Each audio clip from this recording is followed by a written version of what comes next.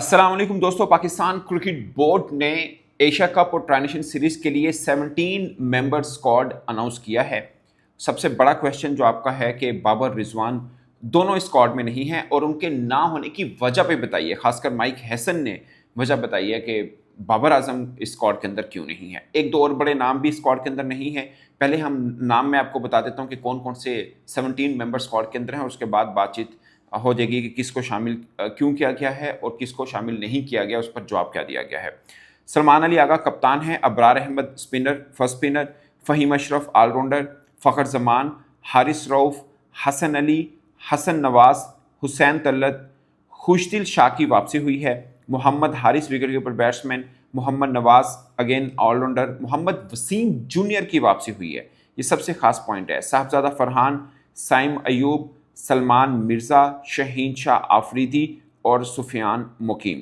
तो पाकिस्तान के पास चार फास्ट बॉलर की एक तरह से ऑप्शन, शहीन शाह आफरीदी, सलमान आगा, वसीम जूनियर, हारिस रऊफ, ये पाकिस्तान की मतलब हैं। उसमें हसन अली भी इसके अंदर शामिल हैं। तो 5 पाकिस्तान ने फास्ट बॉलर रखे हैं। स्पिनर स्पेशलिस्ट पाकिस्तान ने 2 रखे हैं, एक सुफियान मुकीम है, एक अबरार है, नवाज एक ऑप्शन के तौर पर है।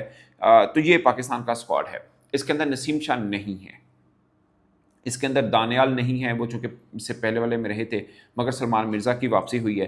तो ये 17 रुकनी स्क्वाड है। बज़ाहिर ठीक है। मुझे एक चीज़ की खुशी है कि वसीम जूनियर को इन्होंने वापस लिया है। वसीम जूनियर आपके बहुत से खाने जो है ना पूर करते हैं। एक तो ये मेरा ये मानना है कि फ़हीम अशरफ को प्लेइंग 11 में लेने से बेहतर है क्या वसीम जूनियर को ले लें। आपके पास 4 ओवर वाली ऑप्शन भी है। ठीक है, फ़हीम अशरफ बैटिंग प्रॉस्पेक्ट शायद थोड़ा ज़्यादा बेहतर है वसीम जूनियर की निस्बत, मगर 2-4 छक्के चौके एक आधा ओवर रह जाता तो वसीम जूनियर भी खेल ही लेंगे। वो अलग बात है कि अभी तक 2 मैचेस जो खेले हैं टॉप एंड T20 में, वो अभी ऑस्ट्रेलिया में वसीम जूनियर 24-25 को वापस आएंगे।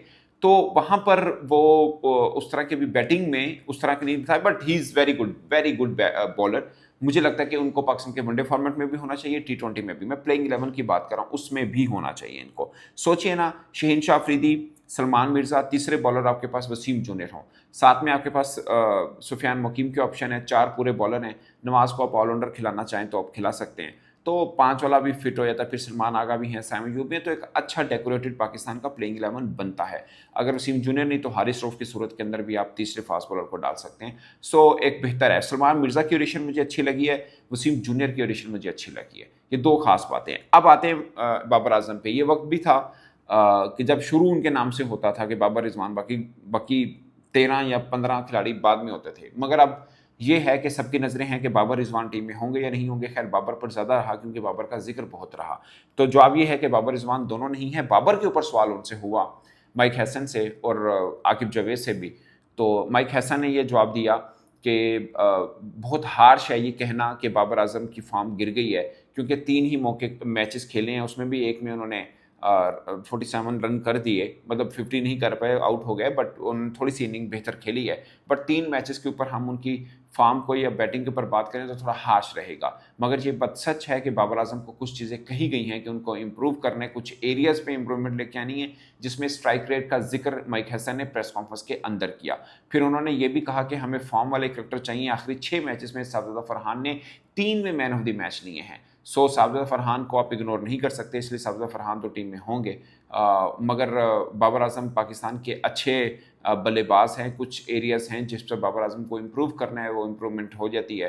तो किसी को भी फॉर्मेट के ऊपर ब्लॉकेज नहीं किया जा सकता। ये माइक हैसन की स्टेटमेंट है अबाउट बाबर आजम, बट सच ये है कि वो ये कहना चाह रहे हैं कि भैया कुछ और क्रिकेटर हैं जो बाबर आजम से बेहतर खेल रहे हैं T20 में, इसलिए वो टीम में है और बाबर आजम टीम में नहीं है। ये अल्फाज उन्होंने नहीं कहे, मगर उनका मतलब ये ज़रूर था। क्योंकि हमेशा हम देखते हैं कि चीफ सेलेक्टर हो, कोच हो या जो भी हो, जब किसी खिलाड़ी को टीम में शामिल नहीं किया जाता, उसके बारे में जब ये बात की जाती है कि कुछ एरियाज़ में इंप्रूवमेंट लेके आनी है, अच्छा प्लेयर है, बुरा नहीं है, बट दूसरे बेहतर फॉर्म में है, तो इसलिए तो इसका मतलब साफ होता है कि भैया आपसे बेहतर अच्छे और खेल रहे हैं, इसलिए वो टीम के अंदर हैं। आप बड़े नाम ज़रूर हैं, मगर आपकी फॉर्म बेहतर नहीं चल रही है, इसलिए हमने दूसरों को शामिल किया है। इस पर डायरेक्टली बाबर आजम के क्वेश्चन के ऊपर आकिब जावेद ने जवाब नहीं दिया था, मगर उससे पहले वो कह चुके हुए थे कि साइम अच्छे टच में है, फ़खर जमान पाकिस्तान की वाइट बॉल में सबसे कंसिस्टेंट परफॉर्म कर रहे हैं। शाहज़ादा फरहान ने जिस तरह की परफॉर्मेंस दी है, इसलिए ये टॉप ऑर्डर वाले खाने में ये सब नाम शामिल हैं। ये आकिब जैद ने बोला और साथ उन्होंने ये भी कहा कि ऑलमोस्ट वही खिलाड़ी हैं जो आप लगातार आपको T20 में खेलते नज़र आ रहे हैं। वैसे मतलब चेंजेस हुई, बांग्लादेश में हुई, अगर न्यूजीलैंड टूर में देख लें वहाँ चेंज हुई, बांग्लादेश पाकिस्तान खेलने हैं वहाँ चेंज हुई, और अब जब हम वेस्ट इंडीज़ में खेले ये 4 सीरीज़ में चेंजेस हुई हैं। बट ठीक है, अब अगर उन्हें 15 या 17 खिलाड़ी अनाउंस करने हैं तो उसके अंदर मुझे भी लगता है कि ज़ाहिर है कितने और भी, जैसे नसीम शाह का नाम आप ले लें वो नहीं है, एक दो और खिलाड़ी आप नाम ले लें वो इसके अंदर नहीं है, अहमद दानियल का आप जिक्र कर लें कि वो नहीं है, अब्बास अफरीदी नहीं है। बट ये 17 रुकनी में जो आ सकते थे वो हैं। हसन अली जो कि वापसी हुई है, उनको टीम में रखना ही था। हारिस रऊफ आपके लगातार टीम का हिस्सा हैं, शहीन शाह अफरीदी हैं, बट वापसी हुई है वसीम जूनियर की, जो कि एक पॉजिटिव वापसी है। मुझे लगता है कि वो बेहतर एक अच्छा इम्पैक्ट डाल सकते हैं। बाकी 17 रुकनी स्क्वाड है। खुशदिल शाह की वापसी हुई है जो कि होनी चाहिए थी। जहाँ पे आपको बैटिंग ऑलराउंडर चाहिए होगा वहाँ पे खुशदिल शाह खेलेंगे, जहाँ पे बॉलिंग ऑलराउंडर चाहिएगा वहाँ पे नवाज खेलेंगे, तो दोनों खाने आपके ये पूरे होते हैं।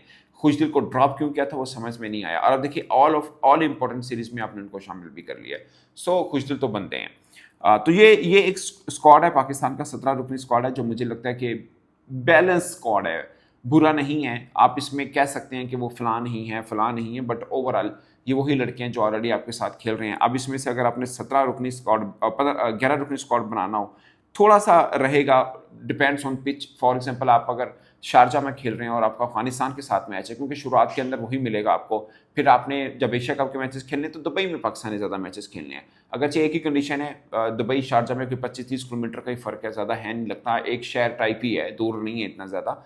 बट शारजा की पिच स्पिनर्स को ज़्यादा फेवर करती है, यहाँ पे आपको 2 स्पेशलिस्ट स्पिनर खिलाने चाहिए। मुझे लगता है कि 2 फास्ट बॉलर ठीक हैं, बाकी स्पेशलिस्ट स्पिनर हो जाए तब भी चलेगा। बट दुबई में पाकिस्तान इंडिया का मैच है, वहाँ पे भी आप एक स्पेशलिस्ट स्पिनर के साथ हो जाएंगे, दूसरे स्पिन ऑलराउंडर की तरफ जाएंगे। अभी इंडिया ने अपना स्क्वाड अनाउंस करना है, उसके ऊपर तो खैर बाद में बात होगी, बट साफ है कि उन्होंने अपने स्पिन का जाल जरूर बिछाना है। खैर पाकिस्तान के अंदर भी सुफियान मुकीम हैं, अबरार अहमद हैं, नवाज हैं, खुशदिल शाह को स्पिन, मतलब वो तो खैर चैंपियंस ट्रॉफी में भी थे, स्पिन ऑलराउंडर अगर आप बात करें। मुझे लगता है कि एक लेग स्पिनर अगर होता, वो चाहे साफ है कि all of nowhere leg spinner को नहीं डाल सकते थे जब इतनी सीरीज के अंदर नहीं डाला, बट एक और स्पेशलिस्ट स्पिनर होते तो शायद ज़्यादा बेहतर था, बट हमने T20 में किसी और को चांस दिया ही नहीं है। मुझे पता नहीं क्यों लगता है कि उस्मान तारिक, आरिफ यकूब में से कोई एक होना चाहिए था। वो एक जिसे बोलते हैं ना कि ज़्यादा रीड नहीं हुए खेले नहीं हुए इंटरनेशनली, बाकी टीमों के लिए थोड़े चैलेंजिंग हो सकते थे, तो कहीं पर आके आप 2 स्पेशलिस्ट स्पिनर खिला सकते थे। फर्स्ट प्रायोरिटी मेरी इसमें प्लेइंग 11 में अगर स्पिनर की, रेगुलर स्पिनर की बात की जाए तो मैं सुफियान मुकीम की तरफ जाऊंगा।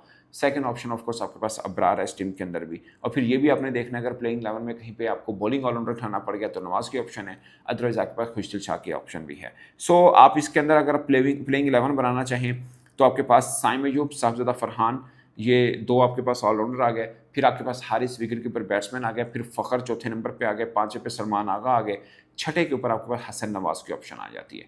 तो 6 आपके पास बैटर हैं जो कि सीधे सीधे ही हैं, और ये बैटर ही सीधा चलेंगे। हुसैन तलत को डाले, I don't think so Hussain Talat की इनको प्लेइंग 11 में एज सच अभी जो बज़ाहिर मुझे लग रहा है कि शायद ज़रूरत ना पड़े। हाँ, खुदा ना खास्ता कोई बैट्समैन परफॉर्म नहीं कर रहा तो वहाँ पे आकर, क्योंकि वो बैटिंग ऑलराउंडर मैं उनको मानता हूँ, मीडियम पेस बॉल करते हैं, बट इन पिचेस के ऊपर शायद आपको स्पिन ऑलराउंडर चाहिए होगा, तो वो आपके पास खुशदिल शाह हैं। मुझे लगता है खुशदिल बेहतर रहेंगे, 7 तक आपको बैटिंग भी आएगी। नवाज भी ऑप्शन है, बैटिंग वो भी करते हैं अच्छी। अब अगर खुशदिल बैटिंग एज है, आपको अब भरोसा रख सकते हैं कि 7वां बैट्समैन है आपके पास, और 7वें ओवर भी, अब ये 7 बैट्समैन हो चुके हैं एक तरह से। उसमें खुशदिल शाह फ़र्ज़ किया वो 2 ओवर कर लें, 1 ओवर साइम अयूब कर लें, तो सलमान आगा कर लें, तो आपके एक बॉलर वाली खाना पूरा हो जाता है। फिर आ जाएँ आप 8वें नंबर के ऊपर, आपके पास सुफियान मुकीम के ऑप्शन है अगर स्पिन नॉट डालना है, या शहीन अफरीदी डाल लें 8 तक बैटिंग अगर आप, या वसीम जूनियर समझ लीजिए आप, तो 8 तक आपकी बैटिंग बन जाती है। फिर शहीन शाह अफरीदी 9वें बन जाते हैं, 10वें नंबर पे आपके पास सलमान मिर्ज़ा हैं, और 11वें नंबर पर सुफियान मुकीम है। तो ये आपके पूरे के पूरे 11 जो मुझे इसमें बेस्ट कॉम्बिनेशन बनता है। अब आप वसीम जूनियर की जगह हारिस रऊफ को लेना चाहें वो ले सकते हैं, हसन अली को शामिल करना चाहें वो कर सकते हैं, ये आपकी चॉइस है। बट मुझे लगता है कि वसीम जूनियर प्लस होने चाहिए, क्योंकि बैटिंग एज भी आपको मिल जाएगा, पुराना बॉल भी सही कर लेते हैं। खैर T20 में कितना सा पुराना बॉल, बट फिर भी जो भी ऑप्शन है डेथ ओवर कर सकते हैं, और हारिस रऊफ के साथ भी आप ऑप्शन लेके चल सकते हैं। बट मुझे अगर थोड़ा सा एज अगर हल्का सा मैं समझता हूँ तो वसीम जूनियर का समझता हूँ, वो बैटिंग प्लस भी है। खैर फील्डिंग हारिस रऊफ भी बहुत अच्छी करते हैं, तो ये एक है तजर्बा। देखा जाए तो हारिस रऊफ ऑलरेडी आपके स्क्वाड के साथ जुड़े हुए काफ़ी टाइम पीरियड से, तो दोनों में से किसी एक को लिया जा सकता है। अगेन हसन अली भी अच्छी फॉर्म के अंदर बॉलिंग कर रहे हैं। सो ये एक ऑप्शन है, depends on opponent, depends on pitch, depends on condition, depends on the day कि कौन अच्छी फॉर्म के अंदर है, तो ये चेंज किया जा सकता है। बाकी विकेट कीपर आपके पास एक ही है, मोहम्मद हारिस है। हारिस के ऊपर बहुत ड्यू है वैसे, एक जगह पतली बनी हुई है, वो है मोहम्मद हारिस की, जो उनको भी पता है कि एक एक विंडो खुली हुई है, अगर किसी और की एंट्री हो सकती है तो वो मोहम्मद हारिस की है।